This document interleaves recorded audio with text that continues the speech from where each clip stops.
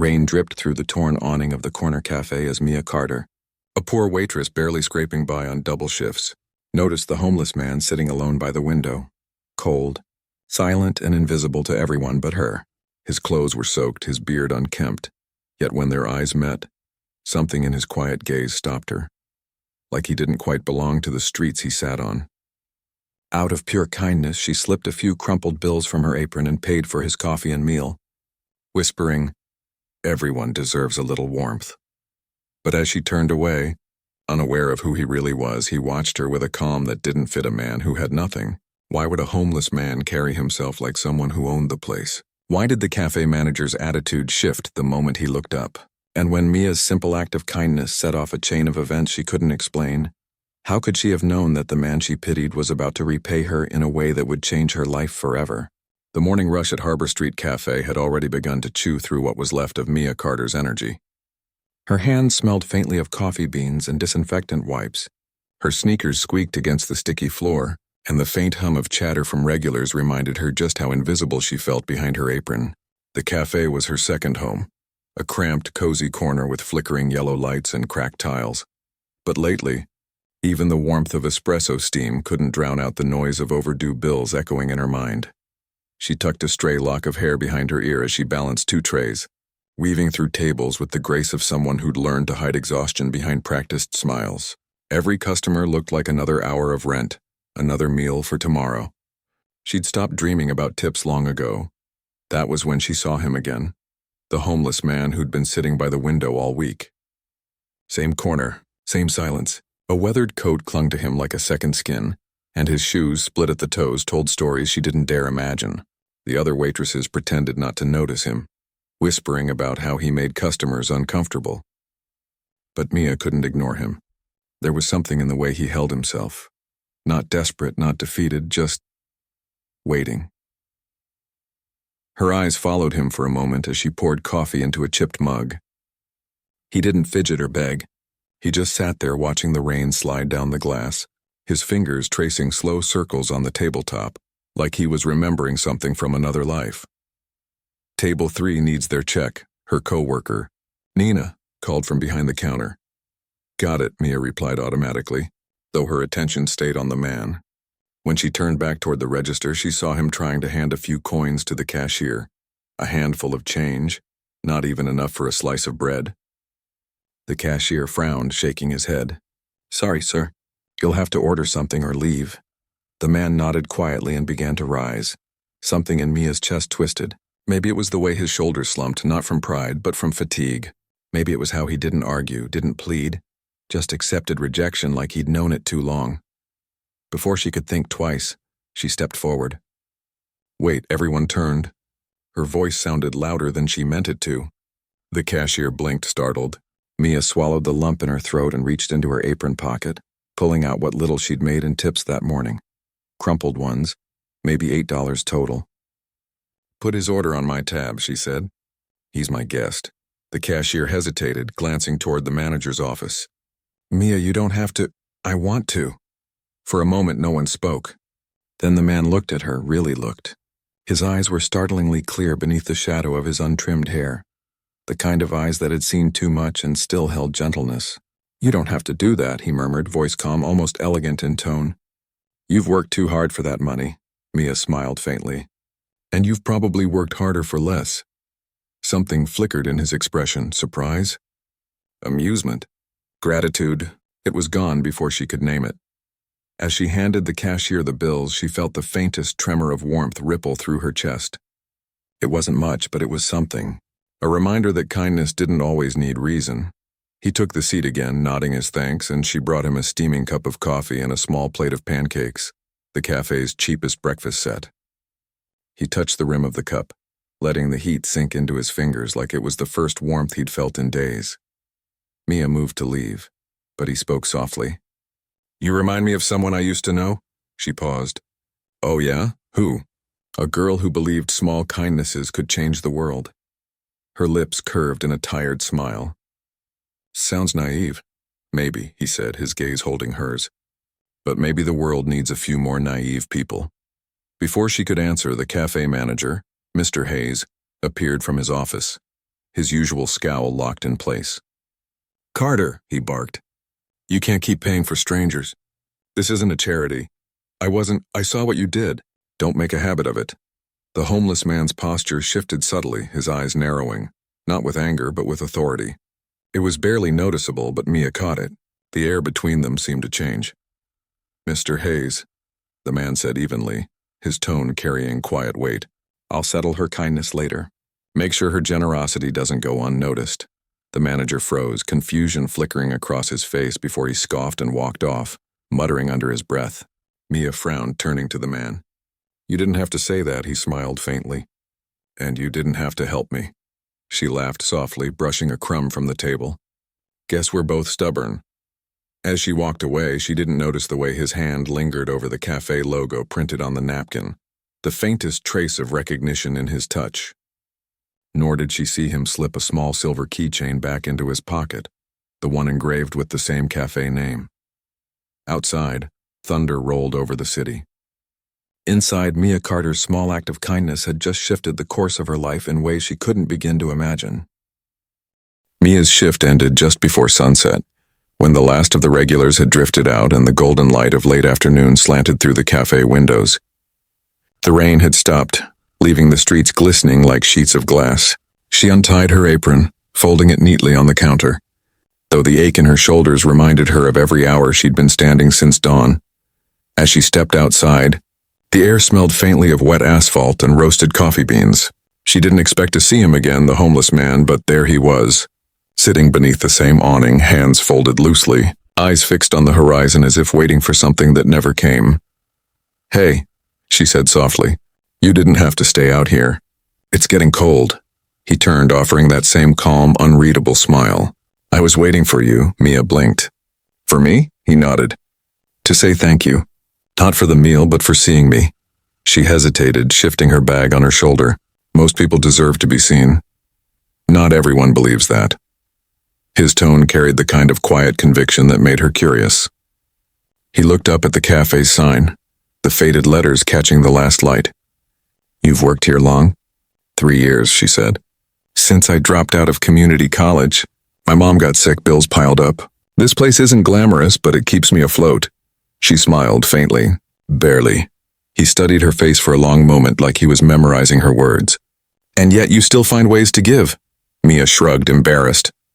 "Kindness isn't a luxury, it's survival, I guess." The man nodded thoughtfully. Spoken like someone who's lived it. She tilted her head, curiosity tugging at her. "You talk like someone who used to have everything figured out." He laughed softly, a sound warm enough to cut through the chill in the air. "Maybe once, before I lost what mattered most." Mia's brow furrowed. "Family?" His eyes darkened for just a second. A wife, a business, a reason to wake up. Something in his tone, raw, weighted, made her heart squeeze. She wanted to ask what happened, but the silence between them carried its own story. "You should come by tomorrow morning," she said instead, offering him a small smile. "Breakfast's on me again." He gave her a look that was almost grateful, almost guilty. "You really don't have to." "I know," she said, stepping off the curb. "That's why it matters." He watched her walk down the quiet street, her reflection flickering in the puddles. When she disappeared around the corner, he pulled a folded photograph from his coat pocket, a picture of a younger version of himself standing in front of that very cafe, surrounded by smiling employees.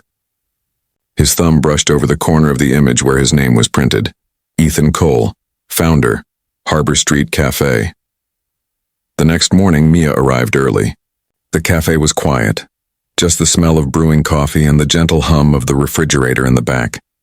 She clocked in, tied her apron, and began wiping down tables.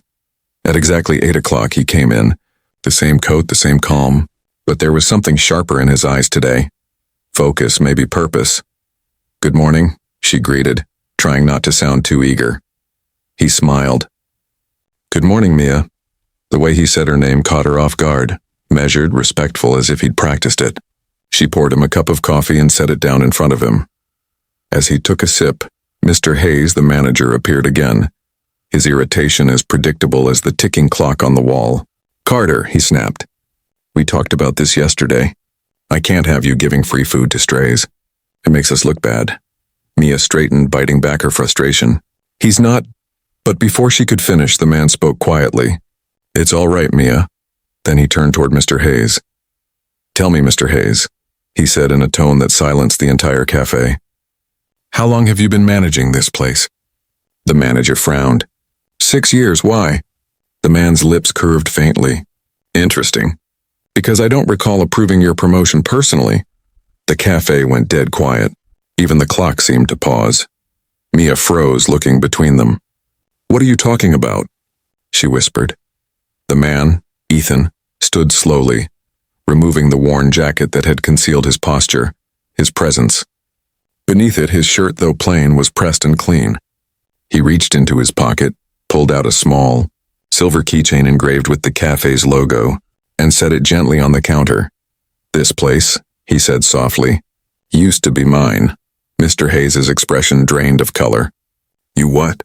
That's impossible. Ethan Cole disappeared 10 years ago. Not disappeared, Ethan said. Walked away. After my wife died, I couldn't face what I built without her. Mia's breath caught. The weight of his quiet dignity hit her like a wave. She realized then why he'd seemed so out of place on the streets. Why his gaze carried something deeper than hardship. Ethan looked at her, his voice softening. And now it seems kindness brought me home. Her chest tightened. You mean yesterday? He nodded. You reminded me what this place once stood for. I came back to see if any good remained here. You proved there is. Mia stood speechless, her heart pounding. The man she'd pitied was the very soul of the cafe she worked for. Mr. Hayes opened his mouth, stammering. I didn't know. I know, Ethan said simply. That's why you'll be stepping down. Effective immediately. The room filled with gasps. Hayes turned pale and stormed off toward the office, slamming the door. Mia stared at Ethan. Disbelief and awe tangled in her chest. I don't understand. Why didn't you tell anyone? Ethan looked around the cafe, eyes glistening with nostalgia. Because I wanted to see it through the eyes of those who truly cared. Outside, sunlight broke through the clouds, scattering across the wet pavement.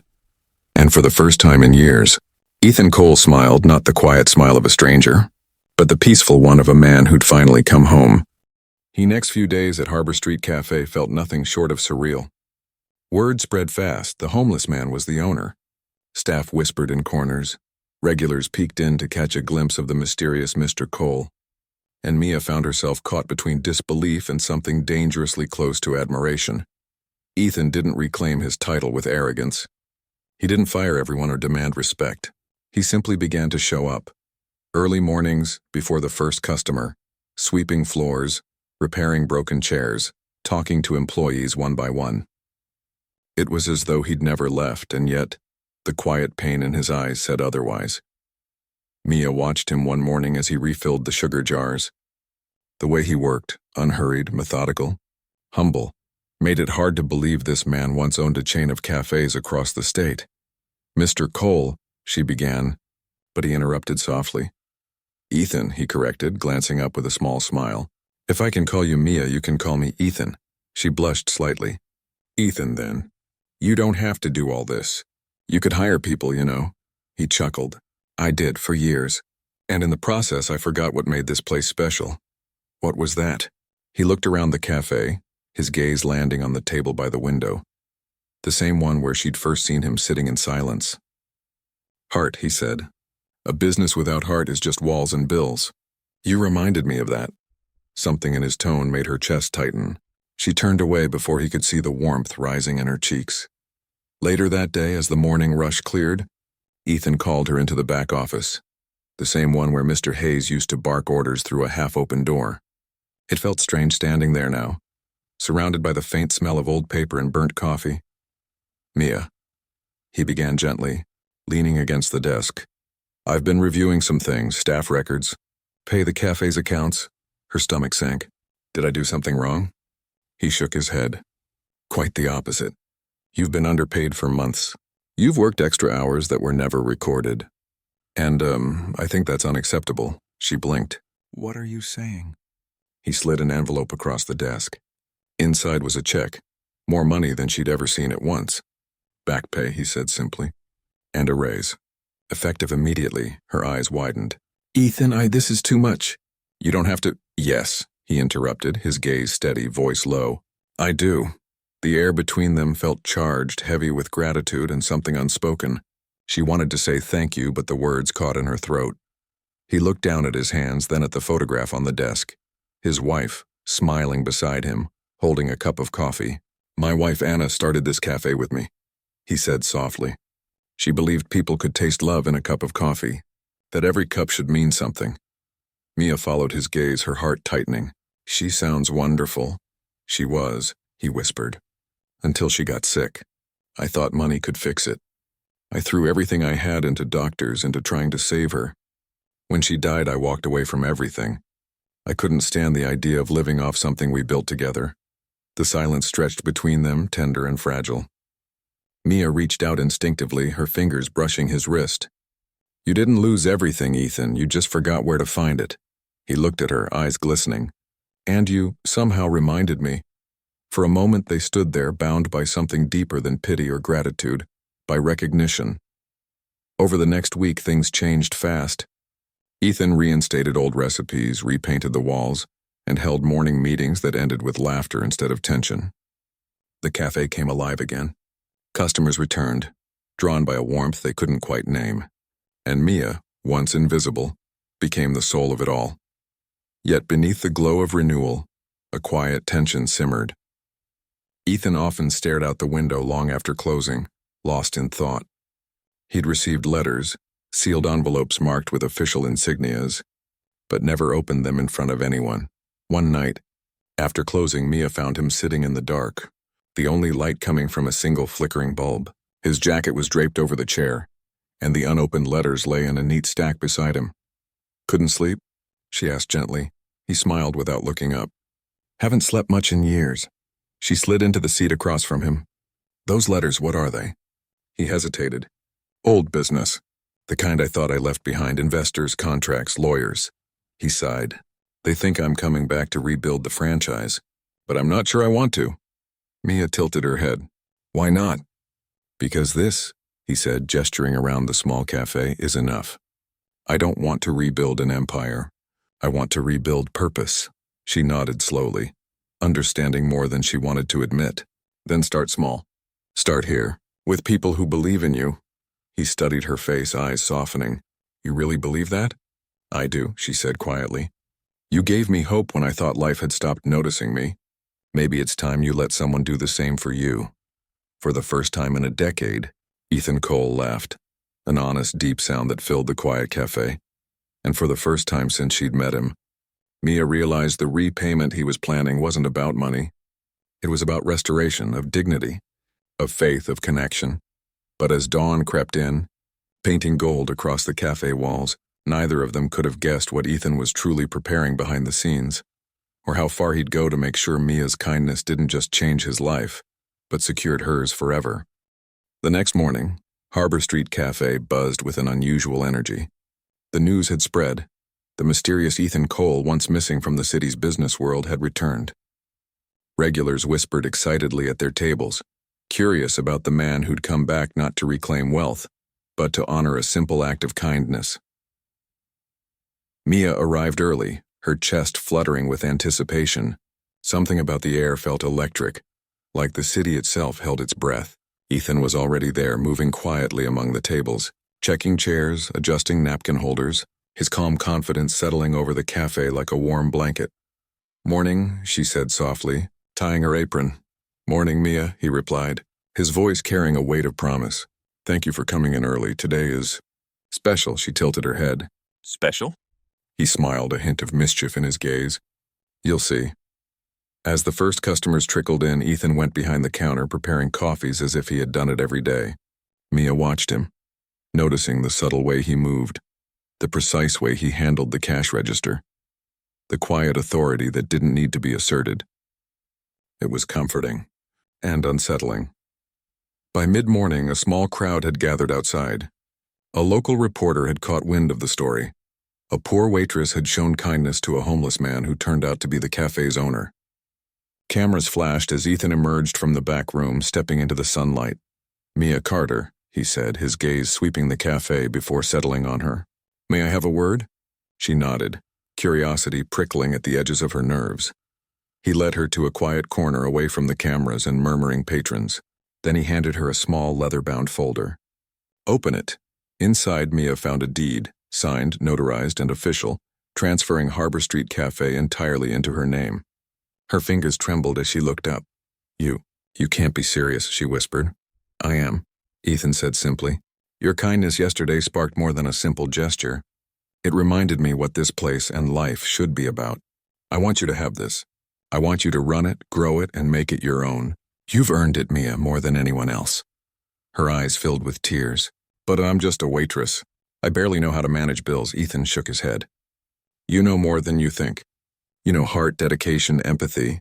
That's worth more than any degree or training. And I'll be here to guide you if you want." Mia's throat tightened. She couldn't believe it.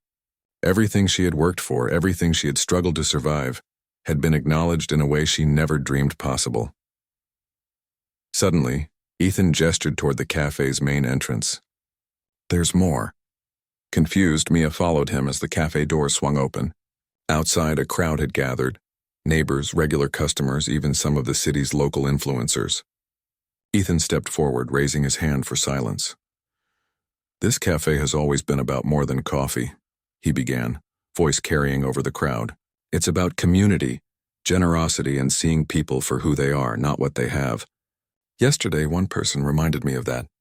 Mia Carter, a waitress who could have ignored me, gave me kindness without expectation. Today I repay that," he signaled to Mia. She stepped forward hesitantly, heart pounding. "I am officially transferring ownership of Harbor Street Cafe to Mia Carter," he announced. "Effective immediately. She will run this place, shape it, and carry forward the spirit of generosity that she embodies. And to every customer here today, every employee, every neighbor, this cafe will continue to honor kindness in every cup served." The crowd erupted into applause. Cameras flashed, some visitors gasped, others cheered. Mia's hands shook, her vision blurred with tears. She could barely speak, barely comprehend that the small, almost invisible act she had done, paying for a stranger's coffee, had changed everything. Ethan stepped beside her, offering a reassuring smile. "Kindness always finds a way back," he said softly. For a moment, the world seemed to stop. Time suspended itself in the cafe, in the golden morning light, in the mixture of laughter, awe, and disbelief. Mia felt the weight of possibility settling over her. She could finally breathe, finally dream, finally build something that mattered. Later, as the crowd thinned, Ethan handed her a small envelope. "For you," he said. Inside were several letters from suppliers, notes of support, and a modest fund he had set aside to ensure the cafe's smooth operation. Mia blinked at him. "You didn't have to do all this," he shrugged, eyes twinkling. "I did, because you did. Simple kindness deserves extraordinary repayment." She laughed through her tears, voice breaking. "Extraordinary. That's one way to put it." He reached out, gently brushing a strand of hair from her face. "You changed my life, Mia. You reminded me that even when we think all hope is lost, a single act can restore it." She looked up at him, the man who had walked through rain and hardship, the man she had once pitied without knowing his true identity. "And you changed mine," she whispered. Outside, the city carried on, unaware of the miracle that had unfolded inside that small cafe. Inside, a new chapter had begun, one of hope, generosity, and the undeniable truth that even the smallest act of kindness could create ripples that changed lives forever. And as Mia looked around at the cafe now buzzing with energy, she realized she had not just received ownership of a business, she had inherited trust, respect, and the power to carry forward a legacy built on compassion. Ethan watched her for a moment, pride and gratitude etched into his features. Then, with a soft nod, he stepped back, letting Mia stand at the center of her new world. For both of them, life would never be the same. And in that moment, surrounded by the hum of conversation, the aroma of coffee, and the glow of morning sunlight, one thing was certain: kindness had repaid itself in a way that would shock everyone.